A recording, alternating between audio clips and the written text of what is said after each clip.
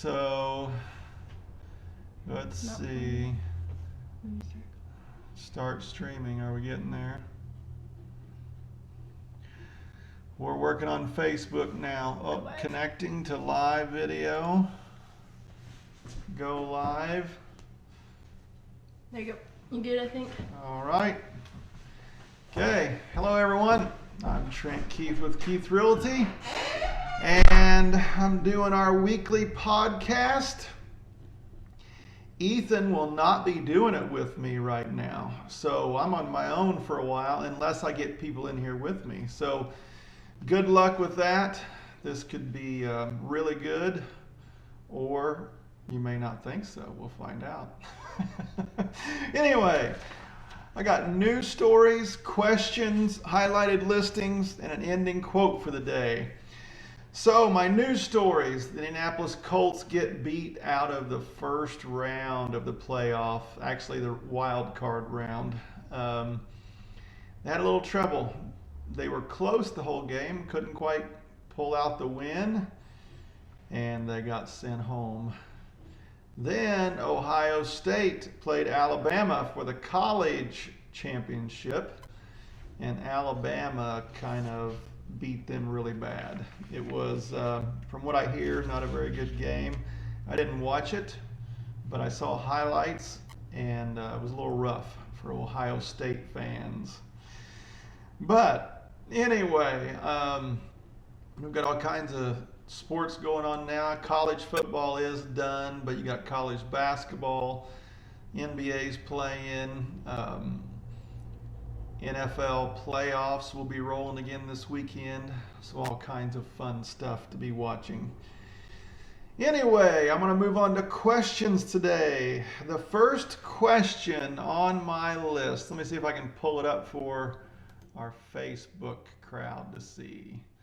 Okay, first question on the list: is now a good time to sell? It's not too bad. Even though we are in the middle of winter, it's a little cold, there's still a lot of people out looking right now. It's definitely a time to be thinking about it. A lot of times what we do is we say when springtime hits, it's really good to list your property. But when the weather's holding out decent like it is right now, there's still people out looking. So now is a good time to sell. You could get even more activity, obviously, as the weather gets warmer like we normally do. But if you're in the place of trying to decide what to do, I would not hesitate to go ahead and get ready to list now. And if the sun keeps shining and the snow stays away, I would say you will definitely get some activity on your property. Okay, next question. What is the difference between a manufactured home and a stick-built home? We've been asked this quite a few times, and it can be a little bit interesting because the definitions of those things change with manufactured homes, modular homes. Over the years, they've actually changed. But manufactured home is a home that has a metal frame under it that they pull to the site, and they leave the metal frame under the home. So if it has a big metal frame under it, it is a manufactured home. If it is brought in on a semi and has no metal frame, it is called a modular home. And then if it is built on site, obviously with no metal frame, it is called a stick-built home. So that's kind of the rundown on those. And we get asked that a lot. That's a very common question. So don't hesitate if you wonder about things like that to let us know. And obviously, depending on which one of the three you're doing, depends on what type of loan you can get. The modular and the stick-built pretty well run the same as far as what kind of loans are available. It's the manufactured homes that definitely have less options. And then when you get into like single wide trailers, you have very few options. So that's what it amounts to. If you're going to get a loan on the actual structure or the property, depends on what kind of structure it has. Okay, the next question. Why do realtors not want buyers and sellers to meet? Well, that's a good question. There can be a lot of different reasons why that is, and we've been asked that before also. Why do we not want buyers and sellers to meet? With us, it doesn't really matter if the buyers and sellers meet personally. What matters to us is what the situation around the whole deal amounts to. Is it going to make it more complicated? Um, do the buyers want the sellers to know who they are? Sometimes a buyer says, I don't want the sellers to know who I am. I want this property, and I don't want anybody to know that it's me trying to buy. So it could just be people trying to be undisclosed, to where they don't get their name out there. They're trying to buy a specific piece of property. Or it could be that you're concerned about, or we as realtors are concerned about, the buyer and the seller not getting along. Maybe their types of personalities don't mesh, and they wouldn't be able to work through their question and answers, and it's better for us to handle that. So there's all different reasons why it could be. I've had it all different ways. I've had the buyers and sellers meet and talk, go through all the details. I've had it to where they do not want to do that, and then I've had kind of a mixture to where maybe they'll ask each other a question or two, but they don't say much. They mainly just deal directly with me. So it's definitely dependent upon each and every situation. There's no standard way it has to be done, but there are definitely ways that make it easier depending on what's going on in that transaction. So the next question, do realtors get paid for showing houses? No. If we got paid for showing houses, we would be wealthy, because we show a lot more houses than we actually get a transaction finalized on.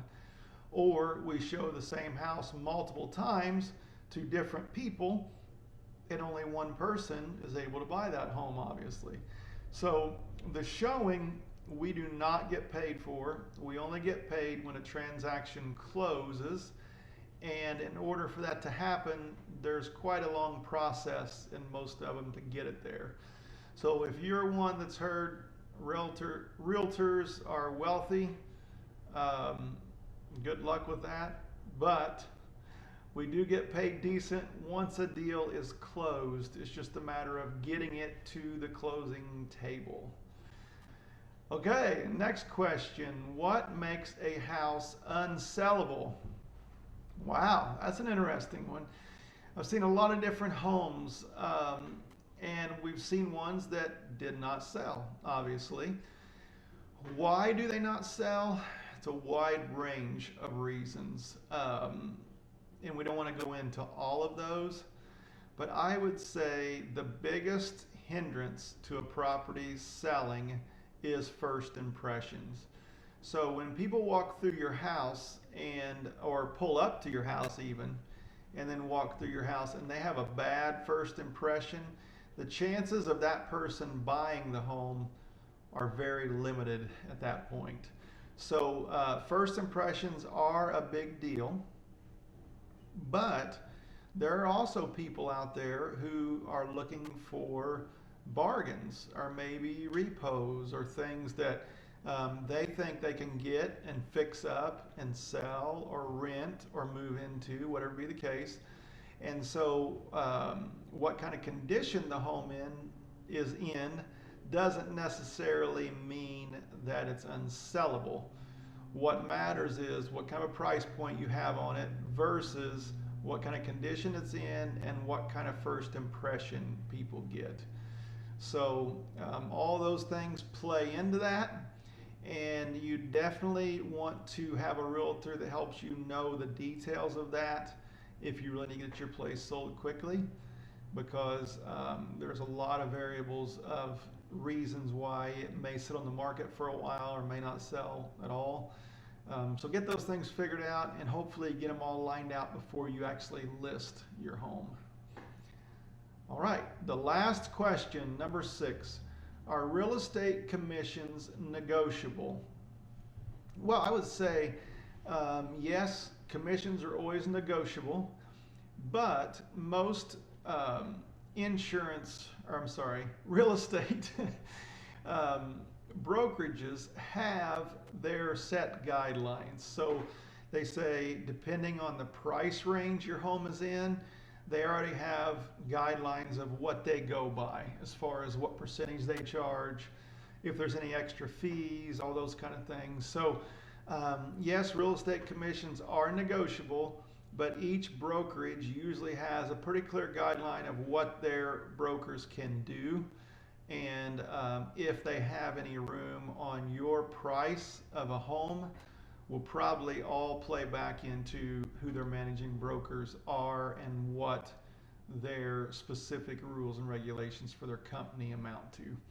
So usually if an agent tells you their commission is a certain amount, they probably don't have a lot of room to negotiate that. It's probably just told to them what that is. Again, talk to your agent, see what they have to say, and depending on their situation and the price of your property, you may be able to negotiate what that commission is. It just depends on the situation. So there's 6 questions that we had. That's all we have listed for today, and I don't see any others that's come in while I've been talking. So I'll move on to our highlighted listings. Our highlighted listings this week are more than we've had for a while. We actually have 3 highlighted listings. The first one is on Bandy Road. It's 3603 Bandy Road. And again, for you Instagram viewers, I apologize, you can't see the pictures, but on Facebook you can actually see them. It's listed at $24,900.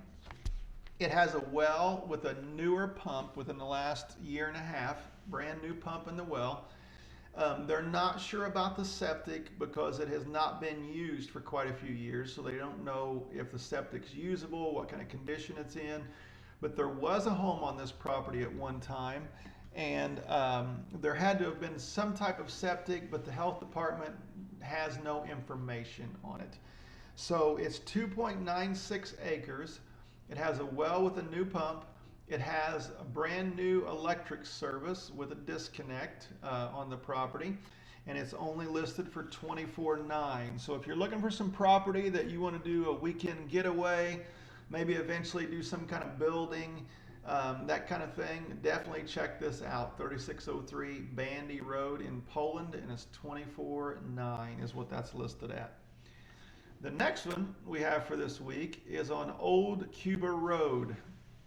And this is a nice piece of property also. It is 93.4 acres. It is wooded. It has trails throughout, and it has some areas to where you could actually bush hog it, clean it up a little bit, and that kind of thing. There was some logging that appears to have been done, and I assume that's where part of the trails came from, but they're asking $315,000 for that, and it is 93.4 acres. So that's definitely something, if you're looking for hunting ground or a place to build eventually, you definitely want to look at this piece of property because 93 acres is something that's not readily available just anywhere. And that's something that we've actually had listed just a short period of time, so check that out.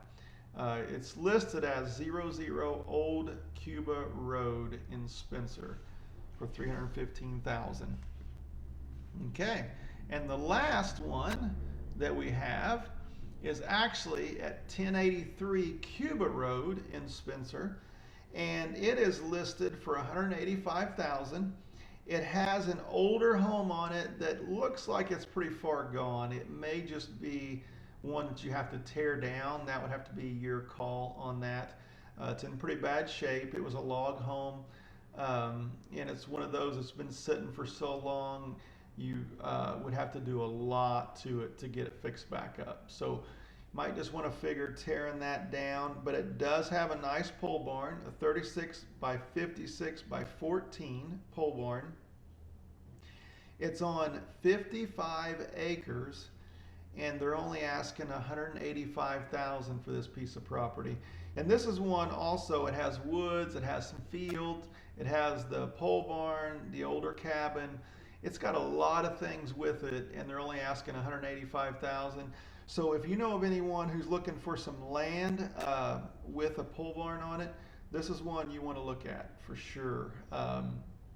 It's an interesting piece of property at $185,000. So there's the 3 highlighted listings for the week. And if you have any questions on anything that you see online or on our website, please let us know. I did get a message this last week from someone asking me about a property that I didn't know anything about. And their question was, what can you find out about this? We saw it on your website and we want to see what information you have. The catch to that is we have all different properties listed on our website. So if you see a property on our website, it doesn't necessarily mean it's our listing.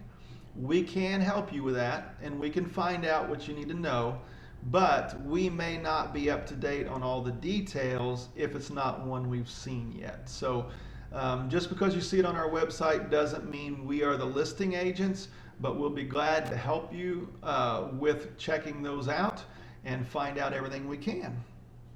So I had a question here while we've been talking is, can people go look at the last one that I just talked about? Yes, you can look at it, but what we need you to do is call into the office and talk to us in here as far as letting us know when you want to go see it, and we can make sure that that's a good time. There's not other people out there looking at the same time. Or you can call or text my cell phone directly, 812-821-8499, and I can let you know if that's a good time to go see it or not. That's not a problem at all. So either call our office or call my cell or text my cell, and we will try to get you set up to go see it. Not a problem at all. Now, I'm on to our ending quote for the day. Okay, this quote is by Zig Ziglar. The real opportunity for success lies within the person and not in the job. Well, that was pretty good. So the real opportunity is in each one of you people out there, not within your job. So go after what you feel like you're supposed to do and don't give up till you get there. Definitely. I appreciate everyone that tunes in and listens to our podcast each week, or our YouTube, or wherever you see it. I thank you very much for that. We will continue to do this. I will try to get information each and every week with answers to the questions you put on. So if you've never done it before, all you have to do is go on and post a question in our comments, and we will answer that question the next week, and hopefully make real estate simple for you. So I'm Trent Keith with Keith Realty. Thanks everyone for watching, and have a great week.